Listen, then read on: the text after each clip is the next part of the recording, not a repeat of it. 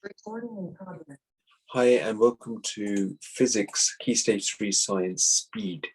So the speed of moving object is the distance it travels dividing by the time that it takes. So the speed of an object can be calculated by the following equation. So the distance that particular object has traveled divided by the time taken for it to travel that particular distance. And that will then give us speed. So this is the equation that you need to learn, okay? So these could be meters per second, could be miles per hour, or it could be kilometers an hour.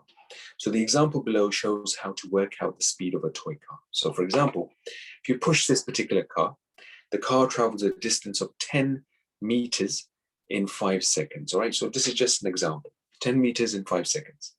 So time is 5 seconds. All right, this is the distance. So here the average speed of the car is going to be distance divided by time. So 10 meters divided by 5 seconds, and that gives us 2 meters per second as our answer. All right, so this is the formula to work out how to work out speed equals distance divided by time. So please do write this down. Remember this formula because it will help you going forwards to work out how to calculate speed. Good luck with the rest of the questions. We'll follow these up in our next class. Thank you.